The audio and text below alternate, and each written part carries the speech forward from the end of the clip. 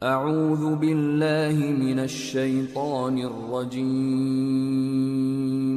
بسم الله الرحمن الرحيم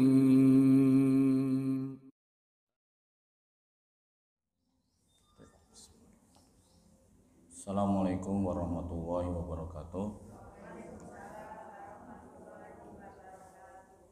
Innal hamdalillah nahmaduhu wa nasta'inuhu wa nastaghfiruh wa na'udzu billahi min shururi anfusina wa min sayyiati a'malina may yahdihillahu fala mudhillalah wa may yudlil fala hadiyalah wa asyhadu an la ilaha illallah wahdahu la syarikalah wa asyhadu anna Muhammadan abduhu wa rasuluhu la nabiyya ba'dah.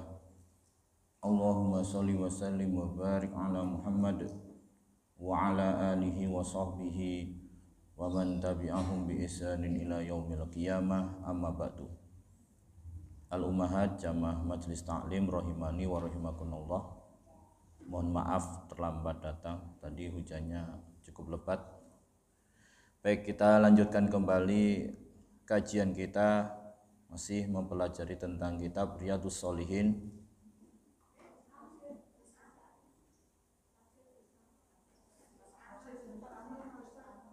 Tafsir ya, Masya Allah. Kok saya dapat ininya?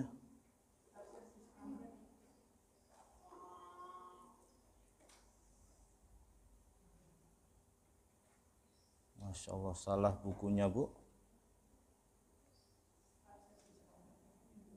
Ya Allah. Ya, pinjam Bu deh. Baik, berarti mohon maaf ya, salah saya itu. Saya pikir Riyadhus Shalihin. Baik, coba ibu-ibu kemarin sampai di surah apa? Surah An-Naba selesai ya? Oh, sampai di Innalil Muttaqina ya? Sampai di Innalil Muttaqina mafazan. Baik, sekali lagi mohon maaf, saya pikir hari ini Riyadhus Shalihin. Baik, kita lanjutkan kajian kita berkaitan dengan tafsir juz amma, yaitu masih mempelajari surah An-Naba ayat 31.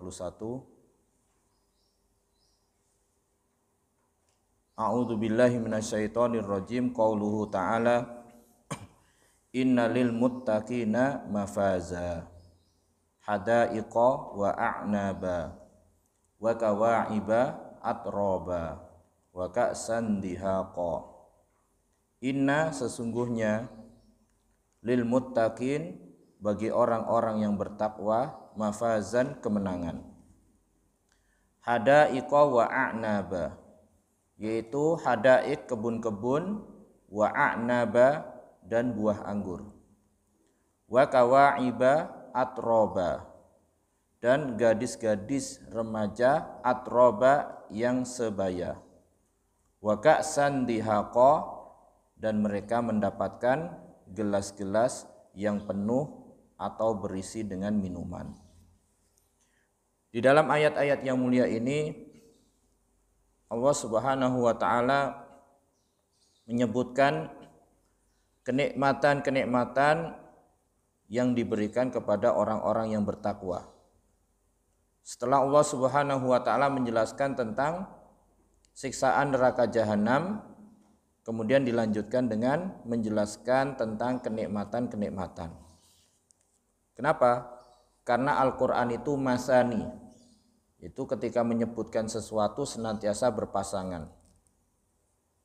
Apabila disebutkan tentang siksaan, maka disebutkan tentang pahala. Dan apabila disebutkan tentang surga, disebutkan tentang neraka. Ketika disebutkan tentang orang-orang yang berbuat baik, disebutkan pula orang-orang yang berbuat jahat. Jadi Al-Quran itu masani. Supaya apa? Supaya kita ini sebagai hamba Allah berjalan menuju Allah Ta'ala dalam kondisi seimbang antara khauf dan roja. Tidak boleh berat sebelah. Karena kalau berat sebelah kita akan binasa. Seperti mana burung, kalau dia terbang dengan satu sayap maka dia akan jatuh dan binasa. Demikian juga manusia. Dalam perjalanannya tidak boleh berat sebelah, tidak boleh misalnya berat di sisi khaufnya tapi tidak punya roja, atau dia lebih dari sisi rojaknya tidak punya khauf. Jadi harus seimbang. Misalnya kalau orang itu misalnya nih setiap hari ngaji, yang dipelajari neraka terus, siksaan Allah Ta'ala terus, azab Allah Ta'ala terus, kemurkaan Allah Ta'ala terus. Nanti dikhawatirkan rasa takutnya kepada Allah Ta'ala kemudian berlebih-lebihan sehingga dia kemudian putus asa dari rahmat Allah.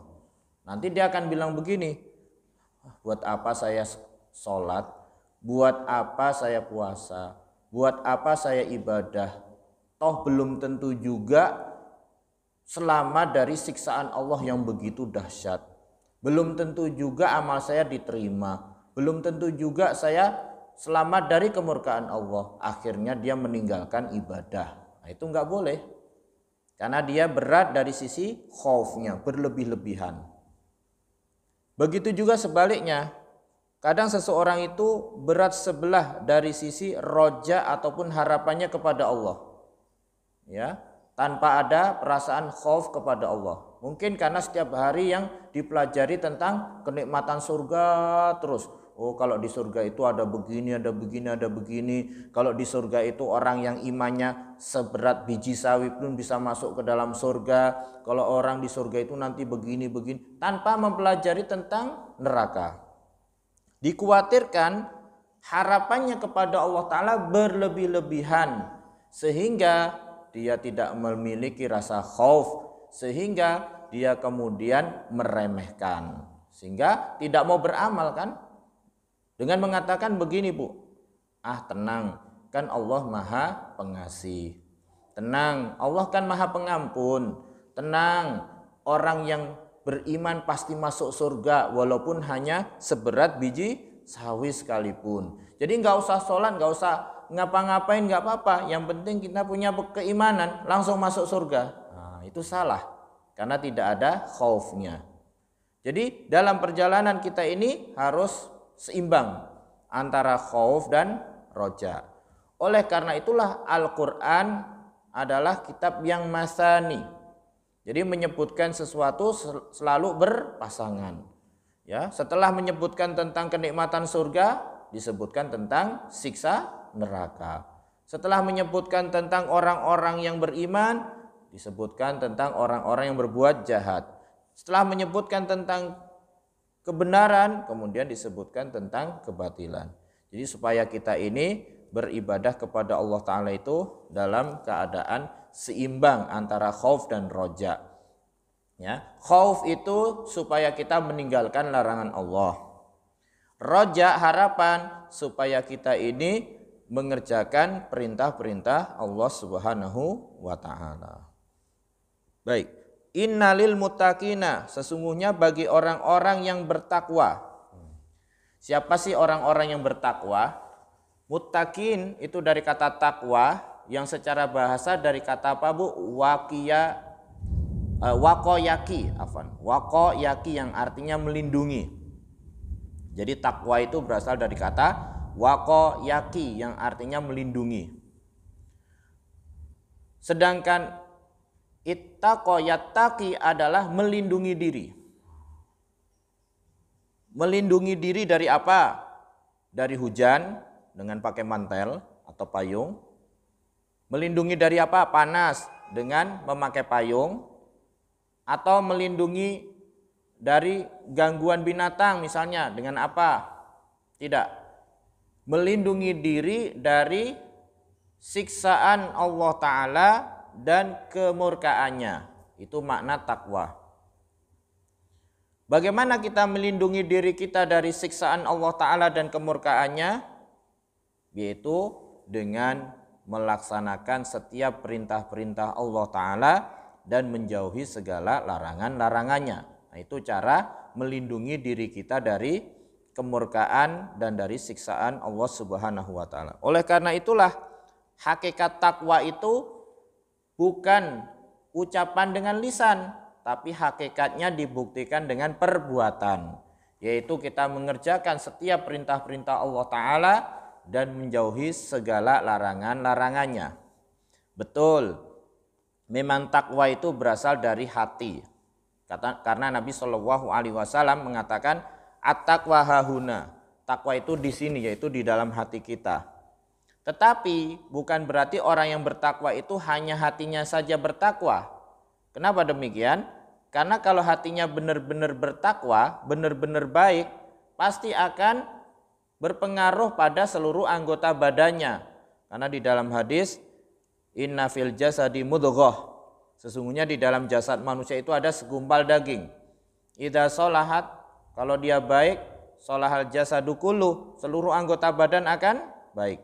Wa idza fasadat, kalau dia rusak, fasadal jasadu kullu, maka seluruh badan akan rusak. Ala wahyal qalbu, ketahuilah itu adalah hati. Jadi kalau hati baik, pasti anggota badan semuanya akan baik. Kalau hatinya rusak, anggota badan akan rusak. Tapi kadang anggota badan baik, hatinya buruk, itu orang munafik. Jadi memperlihatkan yang baik, menyimpan yang buruk di dalam hati. Jadi keliru kalau orang mengatakan misalnya kita ini wanita nggak usah berjilbab nggak apa-apa. Yang penting menjilbabi hati dulu. Salah. Kalau memang hatinya berjilbab, maka kepalanya juga akan berjilbab. Karena hati yang baik akan berpengaruh kepada anggota badan juga menjadi baik. Jadi kalau dia bilang begitu, berarti dia bohong, berarti hatinya tidak baik. Karena kalau hati orang itu baik, maka anggota badan pun ikut baik. Karena yang mengatakan hati adalah raja, di mana kalau hati baik seluruh anggota badan akan ikut menjadi baik, adalah Rasulullah Shallallahu Alaihi Wasallam. Jadi innalil muttaqina, sesungguhnya orang-orang yang bertakwa. Jadi tadi bertakwa itu menggabungkan antara melaksanakan perintah Allah Ta'ala dan menjauhi segala larangan-larangannya. Tapi kadang-kadang istilah takwa itu lebih kepada meninggalkan larangan, Bu. Itu kalau digabungkan dengan kata albirru. Albirru dan takwa itu kalau digabungkan biasanya albirru itu artinya melaksanakan perintah, melakukan kebaikan. Sedangkan at-taqwa itu meninggalkan larangan. Takwa itu meninggalkan larangan. Ya. Sebagaimana perkataan penyair, khalidzunuba saghiraha wa kabiraha zakat tuqa. Tinggalkanlah dosa, baik yang kecil maupun yang besar, itulah takwa. Jadi meninggalkan dosa yang kecil maupun yang besar itu disebut ketakwaan. Karena kalau kita bertakwa, kita melindungi diri sendiri, kita melewatin misalnya tempat yang di situ ada gangguan, maka kita itu berhenti atau kita meloncat atau kita menyamping. Itu untuk menghindari itu tadi. Seperti mana kita ketika menghindari perbuatan dosa dan maksiat. Kemudian takwa itu kadang-kadang di dalam Al-Quran atau hadis itu kadang-kadang disandarkan kepada takwa kepada Allah. Jadi takut kepada Allah Ta'ala. Kadang-kadang juga disandarkan kepada hari kiamat. Wattaqu yauman turja'una fihi ilallah. Jadi takutlah kalian kepada hari di mana kalian dikembalikan kepada Allah, yaitu takut kepada hari kiamat. Kadang-kadang disandarkan takwa itu kepada neraka. Wattaqun narallati uiddat lil kafirin. Takutlah kalian kepada neraka yang dipersiapkan kepada orang-orang yang kafir. Jadi semuanya benar. Semuanya enggak salah. Jadi ketika kita ini bertakwa kepada Allah, takut kepada Allah, atau takwa kepada hari kiamat, takut kepada hari kiamat, atau takwa kepada neraka, artinya takut kepada neraka sehingga kita meninggalkan larangan-larangan Allah Ta'ala. Itu semuanya benar. Itu semuanya benar dan tidak bertentangan.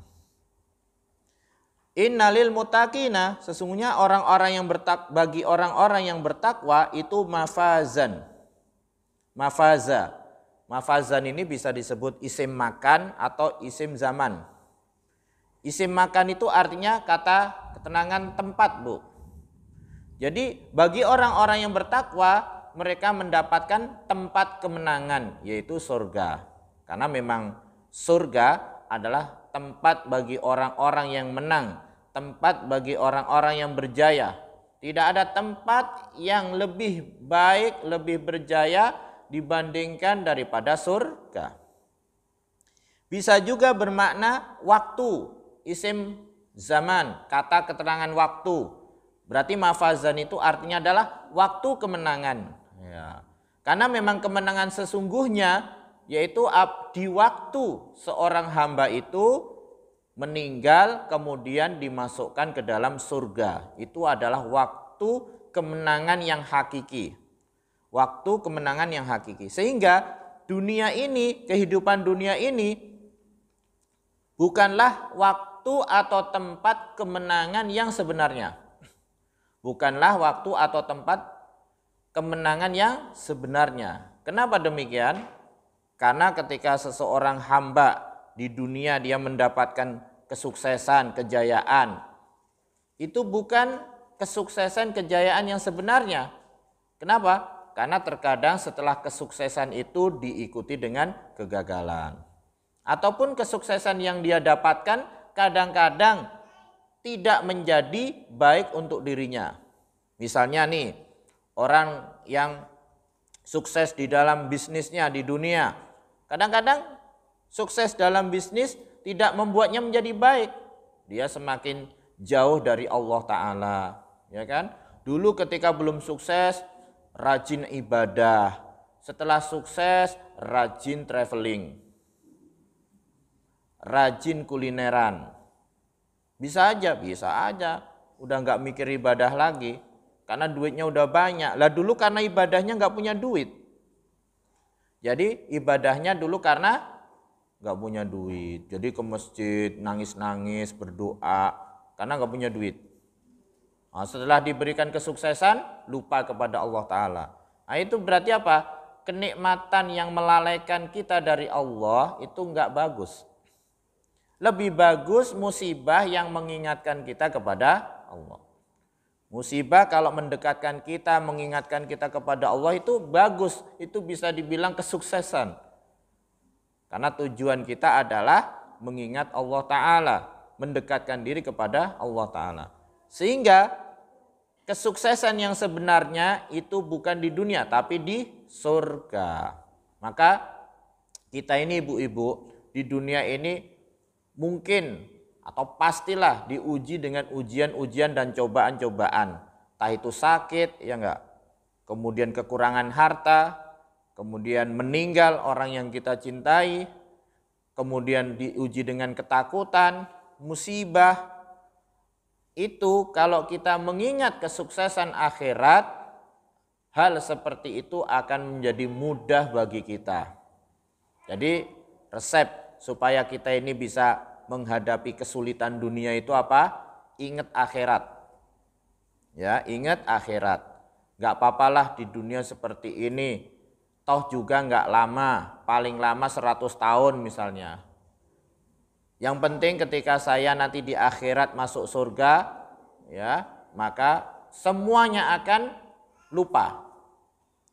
Makanya dalam hadis disebutkan ya, orang yang masuk surga itu di dunia orang yang paling sengsara. Ya, ketika orang yang paling sengsara ini masuk dalam surga pertama kali dicelupkan, orang paling sengsara itu gimana sih? Mungkin orang yang tinggal di bawah jembatan, rumahnya pakai kerdus, atasnya berisi kendaraan, kalau hujan mungkin hujannya sampai kena rumahnya yang di bawah jembatan tadi, udah gitu dia ditinggal oleh keluarganya semuanya, udah gitu gak punya apa-apa, udah gitu sakit-sakitan. Itu orang yang paling sengsara mungkin ya. Jadi kalau dia itu orang yang ahli ibadah, orang yang bertakwa, ketika dia dimasukkan nanti dalam surga, sekali masuk dalam surga ditanya, apakah kamu pernah merasakan kesulitan, kesengsaraan sebelumnya? Dia bilang, demi Allah saya nggak pernah, lupa semuanya Bu. Jadi mungkin kesulitan, kesengsaraan, penderitaan hidup sepanjang hidupnya di dunia itu langsung lupa. Dengan apa? Dengan dimasukkannya dalam surga. Nah, inilah menunjukkan bahwa surga itu adalah kejayaan kemenangan yang hakiki. Yang bisa melupakan kita dari segala kesulitan dan penderitaan hidup dan musibah sebelumnya. Makanya faman zuhziha 'anin nar wa udkhilal jannata faqad faz. Ya. Barang siapa yang dijauhkan dari api neraka kemudian dimasukkan di dalam surga, maka sungguh dia telah berjaya. Jadi kejayaan yang hakiki itu apabila kita dimasukkan ke dalam surga. Jadi kalau kejayaan yang hakiki, kemenangan yang hakiki itu surga, maka harus kita raih dengan sekuat-kuatnya, dengan sungguh-sungguh. Jangan dikorbankan dengan kejayaan dunia. Misalnya kita di dunia nih, misalnya Bu, seorang pelajar, dia target atau ambisinya lulus di dalam pelajaran-pelajarannya.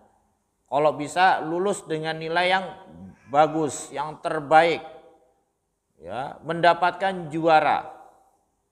Pasti kalau dia menyadari itu adalah ambisi utamanya, target utamanya, karena dia anggap itu menentukan masa depannya, pasti dia akan bersungguh-sungguh. Dia akan maksimal dalam belajar. Dia akan meninggalkan hal-hal yang tidak bermanfaat untuk pelajarannya tadi, ya kan? Main-main, nongkrong, main HP, main game misalnya. Dia akan tinggalkan. Kenapa? Karena itu akan menghambatnya untuk meraih kesuksesan. Demikian juga orang yang menjadikan akhirat itu sebagai target utamanya, tujuan utamanya, maka dia akan maksimal, akan bersungguh-sungguh. Masa pengen masuk surga di dunia sholatnya males, beramal males, maksiat terus. Tapi pengen masuk surga. Padahal apa? Ala inna sil atau wahil ghaliyah, ala inna sil atau wahil jannah. Ketahuilah bahwasanya dagangan Allah itu mahal, bukan murah. Ketahuilah bahwasanya dagangan Allah itu surga. Mahal, harus diraih dengan sungguh-sungguh. Beribadah dengan maksimal. Tidak boleh santai-santai. Tidak boleh santai-santai. Beribadah dengan sungguh-sungguh seperti Nabi SAW. Beliau saja yang sudah diampuni dosa-dosanya kalau sholat malam sampai bengkak. Kaki beliau sampai bengkak, sampai pecah. Nah, itu orang yang benar-benar menghendaki kehidupan akhirat. Orang yang benar-benar ingin mendapatkan surga. Tapi kalau kita lihat realita kaum muslimin sekarang, mudah-mudahan mereka mendapatkan petunjuk. Semua mengaku pengen masuk surga, tapi seringkali hanya sekedar angan-angan, bukan harapan, bukan roja. Kenapa? Karena itu hanya sekedar angan-angan yang tidak dibuktikan dengan perbuatan. Jadi kalau harapan itu tidak dibuktikan dengan perbuatan, itu namanya angan-angan. Namanya angan-angan, ya. Misalnya orang pengen hidup makmur, kaya raya, tapi dia nggak mau kerja, dia maunya tidur terus, kan nggak mungkin. Orang mau masuk surga, tapi nggak mau ibadah, hanya mengatakan, ah gampang, nanti kan dapat syafaat dari Rasulullah SAW. Memang syafaat itu mudah didapatkan? Tidak. Orang yang memberi syafaat harus diizinkan oleh Allah. Yang diberi syafaat pun harus diizinkan dan diridhoi oleh Allah. Kalau enggak, famatan fa'uhum syafa'atus syafi'in. Tidak bermanfaat untuk mereka syafaat orang-orang yang memberikan syafaat. Jadi kalau kita sudah menyadari bahwasanya surga itu kemenangan, kejayaan yang hakiki, yang sebenar-benarnya, maka kita harus menyingsingkan lengan kita. Artinya harus bersungguh-sungguh. Harus maksimal di dalam meraih kejayaan itu. Yaitu dengan apa? Dengan beribadah kepada Allah Ta'ala. Mengurangi tidur. Mengurangi santai-santai. Ngurangin males-males. Ya. Nanti istirahatnya kalau kita sudah masuk surga. Tapi bukan berarti setiap malam kita sholat malam terus sepanjang malam, Bu. Enggak. Karena ibadah itu kalau tidak dengan porsi yang tepat itu bisa membosankan juga. Bukan berarti kita ngaji terus tiap hari ngaji 5 jam. Enggak. Sesuai kemampuan. Karena kalau sering-sering bisa membuat kita itu bosan.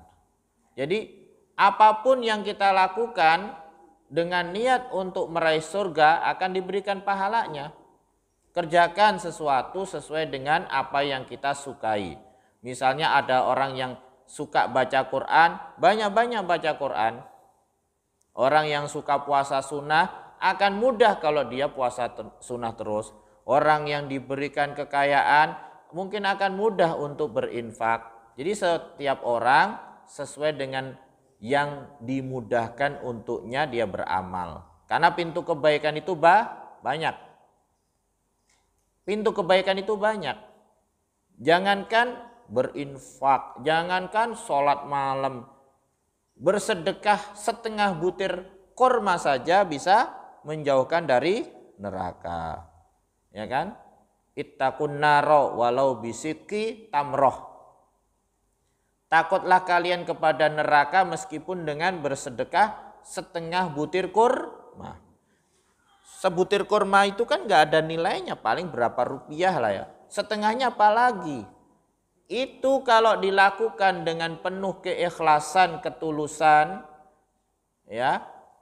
Kemudian dia lakukan itu dengan maksimal, dengan sebaik-baiknya, itu bisa menyelamatkan kita dari api neraka. Intinya apa? Intinya pintu-pintu kebaikan itu banyak. Pintu-pintu kebaikan itu banyak. Allah Subhanahu wa Ta'ala tidak membatasi kebaikan itu hanya dari satu pintu, tapi banyak. Silahkan kita memilih. Baik. Kemudian mafazan, kejayaan atau kemenangan yang disebutkan di dalam ayat yang mulia ini dijelaskan oleh Allah Ta'ala di dalam ayat selanjutnya, yaitu hadaiqa wa a'naba, yaitu berupa kebun-kebun. Jadi hadaik itu kata jamak dari hadiqah yang artinya kebun-kebun, taman-taman. Yang tentu di dalamnya ada pohon-pohon, ada buah-buahan dan sebagainya. Wa a'naba, dan kenikmatan buah-buah anggur yang ada di surga. Bu, kenapa sih kenikmatan surga itu digambarkan, diidentikan dengan kebun-kebun, taman-taman, pohon-pohon? Kenapa? Karena memang fitrahnya manusia itu senang melihat pemandangan yang indah seperti itu. Ya enggak? Kalau kita misalnya ke puncak, kita lihat pemandangan yang begitu indah, begitu hijau, begitu dingin dan sejuk, subur, kita jadi tentram hati kita senang. Misalnya kita pergi kemana ya, tempat lain yang pemandangannya begitu indah, pegunungan dan sebagainya, hati kita menjadi tenang. Oleh karena itulah kenikmatan surga itu identik dengan kebun-kebun, taman-taman yang penuh dengan pepohonan. Tentu hakikatnya dia tentu jauh lebih indah dari apa yang ada di dunia ini. Kemudian kenapa disebutkan di surga itu banyak sekali buah anggur, wa a'naba. Contohnya di dalam ayat yang lain, wa inaba wa qadba, inab. Kenapa Bu? Bukankah di surga itu ada buah-buah yang lain selain daripada inab ataupun anggur? Betul, semua buah-buahan ada insya Allah. Tapi disebutkan buah anggur karena bagi orang-orang Arab dulu yang namanya buah anggur, kebun anggur secara khususnya itu adalah kenikmatan yang besar. Karena dengan anggur mereka bisa bikin kismis, bahkan dengan anggur mereka bisa bikin minuman keras, ya kan? Jadi kenikmatan buah anggur itu kenikmatan yang sangat besar buat orang Arab dulu. Ya, kebun anggur adalah kenikmatan yang sangat besar buat orang Arab dulu. Makanya di dalam surga banyak disebutkan a'nab, yaitu kebun-kebun anggur. Kemudian berikutnya kenikmatan yang disebutkan di dalam surga, wa kawa'iba atroba. Wa kawaib. Kawaib itu jamak dari ka'ibun. Itu berasal dari kata ka'bun. Ka'bun itu artinya apa Bu? Mata kaki. Nah, mohon maaf ya, mungkin agak ini sedikit. Ka'ibun itu artinya mata kaki, ka'bun. Dan mata kaki itu identik dengan apa Bu? Menonjol dan keras. Ini mohon maaf untuk menggambarkan bahwasanya wanita-wanita di surga itu mereka semuanya gadis-gadis yang memiliki mohon maaf payudara yang keras dan menonjol. Itu sekali lagi kata ulama seperti itu ya, bukan. Jadi bukan orang-orang yang sudah tua. Semuanya menjadi gadis Bu. Makanya orang tua tidak masuk surga. Ya, karena ketika masuk surga mereka semuanya jadi gadis. Jadi gadis kembali sekitar umur 30-an tahun. Semua umurnya 30-an tahun. Itu makna daripada kawaib. Makna daripada kawaib, ya. Supaya apa Bu? Umurnya 30 tahun. Ya mereka supaya dapat menikmati kenikmatan surga dengan maksimal. Ya kan? Mohon maaf nih kalau sudah tua misalnya dikasih apa makanan, udah nggak enak ini. Udah nggak bisa makan misalnya kan.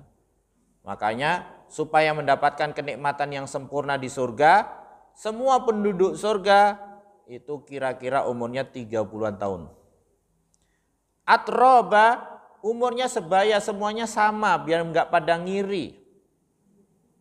Jadi semua umurnya sama biar tidak ada iri, hasad, dengki. Jadi semuanya umurnya sama, semuanya gadis, dan tentu semuanya cantik-cantik. Loh, berarti wajahnya sama dong? Ya belum tentulah ya kan. Di dunia aja orang berwajah cantik itu ada yang begini, ada yang begini. Masing-masing punya kecantikan sendiri. Tapi intinya itu sifat kenikmatan wanita di dalam surga. Jadi umurnya berubah menjadi muda semuanya. Ya semuanya sebaya. Nah, itu makna wa kawa'iba atroba. Wa ka'san dihaqa. Dan kenikmatan yang ada di surga adalah ka's, itu gelas. Dihaqon adalah yang penuh berisi minuman. Jadi itu minuman yang ada di dalam surga. Yang dimaksudkan dengan minuman di sini adalah minuman khomer, minuman keras. Ya, minuman keras. Karena di dalam surga itu ada sungai-sungai. Fiha anharun min ma'in ghairi asidin. Di dalam surga itu ada sungai-sungai dari air yang tiada berubah rasa dan baunya. Wa anharun min labanin lam yataghayyar ta'muhu. Dan sungai-sungai dari air susu yang tidak berubah rasanya. Wa anharun min khamrin lazzatin lisyaribin. Dan sungai-sungai dari minuman keras yang lezat rasanya bagi yang meminumnya. Wa anharun min asalin musaffa. Dan sungai-sungai dari madu yang disaring. Itu sungai-sungai yang ada di dalam surga. Ya. Dan sungai di dalam surga itu tidak seperti di dunia, kotor lah, inilah, enggak. Dan sungainya tidak berparit, jadi tidak ada galian parit di situ. Dia mengalir di atas permukaan, tidak meluap, tidak, karena Allah Subhanahu wa Ta'ala yang menahannya supaya dia tidak meluap. Dan sungai yang ada di surga itu dia mengalir sesuai dengan yang dikehendaki oleh pemiliknya. Itu kenikmatan surga. Masa sih? Ya kita harus beriman dan percaya. Karena surga itu kenikmatannya tidak bisa dijangkau oleh pikiran kita. Tidak bisa dipahami oleh pikiran kita. Termasuk di situ adalah sungai dari minuman keras. Jadi minuman keras itu di dunia diharamkan kan? Kenapa? Karena supaya kita itu di akhirat dihalalkan untuk minum minuman keras. Demikian juga ada perbedaan ibu-ibu antara minuman keras di dunia dan di surga. Kalau di dunia minuman keras itu baunya nggak enak, terus membuat kita mabuk, menghilangkan akal, membuat mual, macam-macam, ya kan? Di akhirat, di surga tidak seperti itu. La yusaddauna anha wa la yunzifun, kata Allah. Mereka itu minum minuman keras di surga tidak menjadi pusing dan tidak menjadi mual. Jadi itu minuman keras di surga. Tidak bikin mual, tidak bikin pusing, tidak bikin hilang akal. Beda dengan minuman keras yang ada di dunia. Nah itu makna wa ka'san dihaqa, dan gelas minuman yang dipenuhi dengan minuman, yaitu minuman keras atau khamr. Kemudian firman Allah Ta'ala, la yasma'una fiha lagwan wala kidzaba. Mereka di dalam surga itu tidak mendengar lagwan. Apa itu lagwan? Perkataan yang sia-sia. Wala kidzaba, mereka juga tidak mendengar perkataan yang dusta. Jadi di surga itu enggak ada omongan yang sia-sia, omongan yang buruk, kemudian tidak ada ucapan yang batil, tidak ada kedustaan. Kenapa? Illa qilan salaman salama, kecuali ucapan mereka itu selamat, selamat, salaman, salaman. Jadi ucapan mereka itu ucapan yang baik-baik. Ucapan yang baik-baik. Makanya di antara ciri penghuni surga itu adalah orang yang ucapannya baik. Dengan ciri orang neraka, penghuni neraka itu adalah orang yang lisannya, ucapannya tidak baik. Makanya kita kalau ingin menjadi penghuni surga, senantiasa melatih lisan kita untuk berbicara yang baik. Menjaga diri dari ucapan yang buruk, walaupun kita sedang marah sekalipun. Walaupun kita sedang marah sekalipun. Karena berbicara yang baik itu perlu pembiasaan. Perlu melatih. Kalau orang sudah terbiasa, terlatih berbicara baik, maka secara otomatis ucapan yang keluar senantiasa baik. Demikian juga ucapan yang buruk itu karena terbiasa. Sehingga kalau orang tidak terbiasa ucapannya baik, mungkin kadang-kadang bisa berucap baik Bu, tapi ketika dia sedang marah, sedang amarah, keluarlah aslinya. Keluarlah aslinya. Maka harus dibiasakan diri, harus berbicara yang baik, latihan terus. Ya, latihan terus. Karena yang namanya akhlak yang baik itu dengan berlatih, dengan membiasakan diri. Sehingga ketika sudah terbiasa itu sudah secara otomatis, tidak perlu dipikir lagi. Yang namanya akhlak itu nggak perlu dipikir, disetting itu nggak perlu, tapi otomatis keluar yang baik. Beda dengan kalau orang itu apa-apanya disetting ya, ucapannya disetting, perilakunya disetting, hingga kalau nggak disetting, nah ketahuan aslinya. Jadi itu yang namanya akhlak, itu sesuatu tabiat yang keluar dari diri seseorang itu tanpa dipikirkan dan tanpa disetting. Jadi di dalam surga itu semua ucapannya yang baik-baik. Tidak ada ucapan yang dusta, tidak ada ucapan yang batil ataupun yang sia-sia. Di mana Allah Subhanahu wa taala menghilangkan dari diri mereka itu iri dengki kepada saudaranya. Wa naza'na ma fi sudurihim min ghillin ikhwanan, dan kami cabut dari dalam diri mereka itu ghil, yaitu apa? Kedengkian, hasad dan sebagainya. Mereka bersaudara, duduk di atas dipan-dipan, saling berhadapan, ya, saling berbicara dengan pembicaraan yang baik. Itu penghuni-penghuni surga. Jadi apa, Bu? Penghuni surga itu kenikmatan yang mereka dapatkan bukan hanya sekedar kenikmatan fisik, ya, makan enak, minum enak dan sebagainya, tapi juga kenikmatan hati. Hati mereka itu bahagia. Tidak ada di dalam hati mereka itu apa?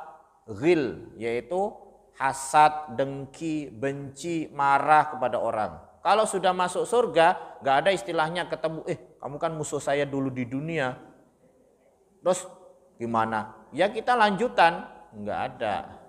Semuanya bersaudara. Kenapa, Bu? Karena di dalam hadis ketika orang yang beriman itu sudah melewatin sirat jembatan, itu nggak langsung masuk surga, ditahan dulu di kontoroh dalam hadis. Kontoroh itu ya seperti jembatan yang melengkung itu kalau di Indonesia dalam bahasa kita. Di situ untuk apa? Dikisos lagi, tapi kisosnya itu hanya sebatas menghilangkan perasaan iri, dengki, hasad, marah, benci dengan saudaranya. Supaya apa? Supaya ketika mereka masuk surga, hati mereka itu sudah bersih dari perasaan-perasaan yang tidak baik kepada saudaranya. Jadi kenikmatannya lahir batin, kenikmatan orang yang di surga.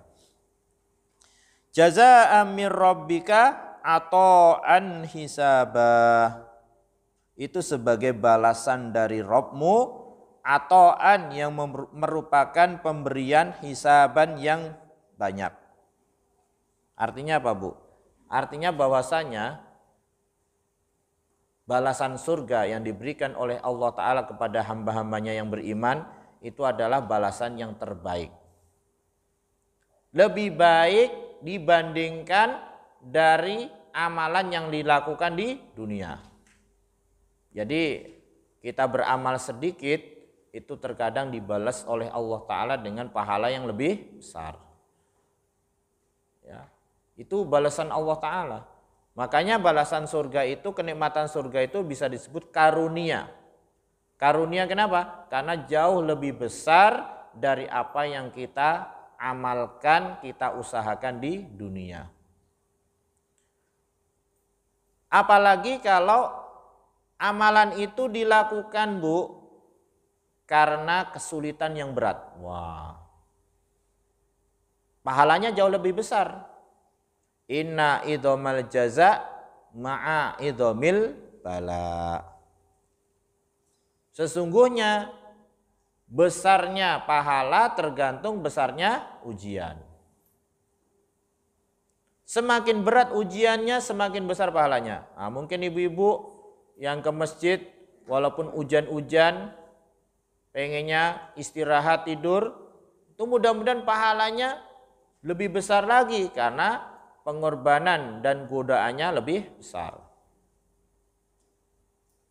Begitu juga orang berinfak. Dikala dia dalam keadaan sulit, dia tetap berinfak sesuai kemampuan, maka pahalanya lebih besar daripada orang yang mungkin berinfak dalam keadaan lapang. Makanya di dalam hadis riwayat Imam An-Nasa'i, ya, Nabi SAW bersabda, sabaqa dirhamun mi'ata alfi dirham. 1 dirham dapat mengalahkan 100.000 dirham. Jadi kalau di kita mungkin 1000 pahalanya lebih besar dari 100.000. Orang berinfak 1000 Bu, di sisi Allah Ta'ala pahalanya bisa saja lebih banyak dari orang yang berinfak 100.000. Loh kenapa? Para sahabat nanya, ya Rasulullah, bagaimana itu kalau orang yang infaknya 100.000 dirham ya seharusnya pahalanya lebih besar dari yang 1 dirham karena manfaatnya lebih banyak kan? Yang dikeluarkan lebih banyak. Nabi Shallallahu Alaihi Wasallam menjelaskan sebabnya. Orang yang berinfak 1 dirham karena dia hanya punya 2 dirham. Diinfakkan, disedekahkan 1 dirham. Berat nggak Bu? Berat sekali. Ujiannya berat. Karena ketika dia infakkan 1 dirham, uangnya tinggal sedirham. Uangnya tinggal 1 dirham. Itu ujiannya berat. Berbeda dengan orang yang mungkin berinfak 100.000 dirham, dia punya mungkin jutaan dirham. Jadi ketika dia punya jutaan dirham, terus dia infaknya itu 100.000 dirham, enggak terasa. Tidak terasa. Karena uangnya masih banyak sekali. Itulah yang menyebabkan pahala itu dilipat gandakan oleh Allah Ta'ala. Yaitu kenapa? Karena pengorbanan dan perjuangan di dalam beramal. Artinya semakin berat pengorbanannya, semakin berat ujiannya, maka semakin besar pahalanya. Inna idhomal jaza ma'a idhomil bala. Dan balasan akhirat atau balasan surga itu hisaban, balasan yang cukup dari Allah Ta'ala. Artinya apa? Artinya bahwa orang yang mendapatkan kenikmatan surga itu kenikmatan yang mencukupi. Apalagi ditambah kenikmatan lain. Apa itu? Mendapatkan keridhaan Allah Ta'ala, dapat melihat wajah Allah Ta'ala. Makanya ketika di dalam hadis yang dikeluarkan oleh Imam Bukhari dari Abu Sa'id Al-Khudri radhiyallahu anhu, ketika orang beriman itu dimasukkan dalam surga, diberikan kenikmatan surga, Allah Subhanahu wa Ta'ala bertanya, apakah kalian ridho dengan ini? Mereka bilang, bagaimana kami tidak ridho ya Allah, sedangkan engkau telah memberikan kepada kami sesuatu yang engkau tidak berikan kepada yang lain. Artinya apa? Ini sangat mencukupi. Ya, tidak ada menurut mereka yang lebih bagus daripada ini. Kemudian Allah Ta'ala bertanya, maukah kamu kalau aku berikan yang lebih besar dari itu? Mereka tanya, mana ada yang lebih besar dari ini ya Allah? Kemudian Allah berfirman, aku halalkan untuk kalian hari ini keridhoanku, sehingga aku tidak akan murka selama-lamanya. Wah, itu menunjukkan keridhaan Allah Ta'ala lebih besar daripada kenikmatan surga sekalipun. Makanya disebutkan waridwanun minallahi akbar. Keridhaan Allah Ta'ala itulah yang paling besar. Jadi orang yang beriman yang masuk ke dalam surga itu mendapatkan kenikmatan yang cukup. Karena menurut dia itu tidak ada lagi yang lebih baik dari itu. Beda Bu dengan di dunia kan. Di dunia ini ketika kita menginginkan sesuatu, terus kita berpikir kalau kita mendapatkan, kita itu termasuk orang yang paling beruntung. Setelah kita mendapatkan, biasanya belum cukup. Karena dia memikirkan kenikmatan lain yang ada lagi. Wow, ternyata itu lebih bagus lagi. Dia nggak merasa tercukupi, tidak merasa puas dengan kenikmatan itu. Itu di dunia hakikatnya seperti itu. Jadi ketika orang ini mendapatkan sesuatu itu biasanya nggak lama kepuasan yang dia dapatkan ketika mendapatkan kenikmatan itu. Karena dia ingin mendapatkan kenikmatan yang lain lagi. Tapi di surga enggak. Sudah kenikmatannya itu begitu hebatnya, ya, kenikmatannya begitu banyaknya, hati mereka juga merasa cukup dan puas dengan kenikmatan itu. Nah, di dunia juga kita bisa mendapatkan kenikmatan itu, yaitu dengan apa? Sifat qanaah. Dengan sifat qanaah. Kalau hati manusia itu dihiasi dengan sifat qanaah, maka apa yang dia dapatkan itu dia rasa yang terbaik, lebih baik dari segala-galanya. Tapi kalau nggak ada qanaah, misalnya nih, dia ingin mendapatkan uang 1 miliar, sudah dapat 1 miliar, masih kurang. pengen 2M, sudah dapat 2 miliar, masih kurang. Terus seperti itu. Tapi kalau dia mendapatkan sifat qanaah, nah, itu adalah kenikmatan yang paling besar. Makanya kenikmatan atau balasan dari Allah di surga itu adalah ato'an hisaba, yaitu pemberian yang mencukupi. Sehingga orang merasa tidak membutuhkan lagi kenikmatan yang lain. Allahu a'lam bishawab. Baik ibu-ibu, kita cukupkan sampai ayat 36. Iya. Insyaallah kita lanjutkan lagi. Ya, silakan ibu-ibu yang mau bertanya mungkin. Banyak Budi pertanyaan. Baik, kita jawab pertanyaan yang ada. Maaf Ustadz, pertanyaannya di luar tema. Ustadz, suami saya mu'alaf. Orang tua keluarga besar suami saya merayakan tahun baru Imlek. Apakah saya boleh silaturahmi ke mertua saat pas hari Imlek? Apakah anak-anak saya boleh menerima angpau yang dikasih saudara-saudara suami? Baik, kita memiliki keyakinan Bu, bahwa agama Islam itu agama yang benar, sedangkan yang lain agama yang batil. Termasuk bagian daripada agama adalah merayakan hari raya. Jadi perayaan hari raya itu termasuk bagian dari agama atau bukan? Termasuk. Buktinya mereka di dalam perayaan itu melakukan ritual, bersyukur kepada yang disembah, ya kan? Melakukannya di tempat ibadah lagi. Berarti merayakan hari raya itu termasuk bagian daripada ibadah mereka. Ritual mereka, amalan yang khusus bagi mereka, maka kita tidak boleh ikut-ikutan. Tidak boleh ikut-ikutan datang kepada mereka di hari itu. Walaupun hanya dengan mengucapkan selamat hari raya, sedangkan kita ada di rumah, nggak boleh. Lakum dinukum waliyadin. Bagi kalian agama kalian dan bagiku agamaku, artinya tidak boleh mencampur adukkan. Terus bagaimana kalau mereka memberikan hadiah kepada kita di hari raya mereka? Boleh nggak kita menerima? Di sini ada khilaf ulama. Yang penting kita tidak memberikan hadiah, ya. Tapi mereka yang memberikan hadiah, sebagian mengatakan boleh diterima, kecuali itu adalah sembelihan mereka. Mereka yang mengatakan boleh diterima berdalilkan dengan yang dilakukan oleh sahabat Ali radhiyallahu anhu. Jadi Ali radhiyallahu anhu katanya pernah diberi hadiah telur oleh orang Majusi, ya, di hari raya mereka. Hari raya Majusi itu disebut Idun Nauruz. Nah, itu dihadiahkan kepada Ali dan beliau menerima katanya. Dari situlah kemudian sebagian mengatakan boleh. Tapi sebagian melarang. Kenapa? Karena kalau kita menerima seolah-olah kita ini menyetujui. Minimal nggak setuju ya seneng dengan momen seperti itu. Berarti momen kekufuran itu kita seneng, itu sesuatu yang melanggar syariat. Ala kulihal di situ terjadi khilaf ulama, apakah boleh menerima atau tidak. Kalau saya sih sebaiknya kalau bisa tidak menerima. Kemudian yang kedua, Assalamualaikum Ustaz. Waalaikumsalam, mohon izin bertanya. Kalau di surga manusia semuanya umurnya sama, kembali muda, bagaimana umur manusia ketika hari kebangkitan, ketika dikumpulkan di padang mahsyar?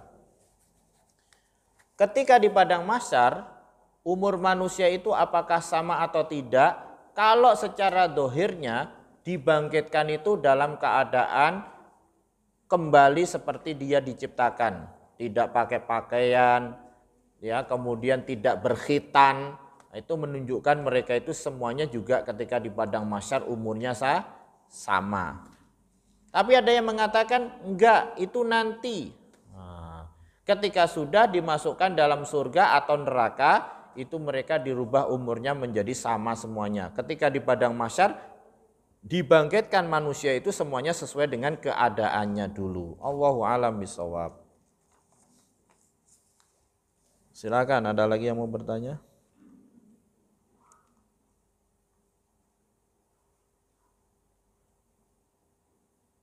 Ya, silakan Bu, yang mau bertanya mungkin.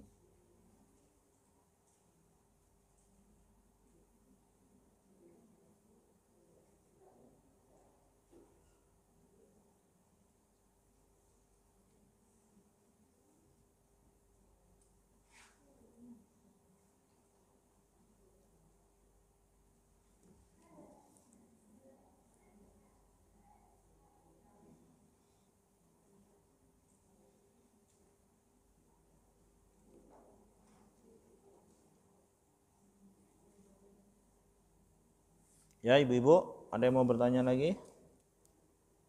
Tidak ada?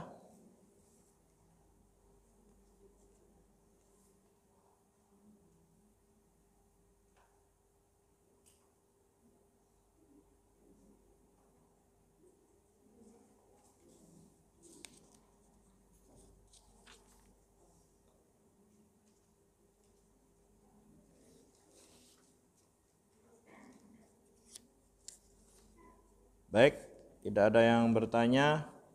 Kita cukupkan kajian kita sampai di sini.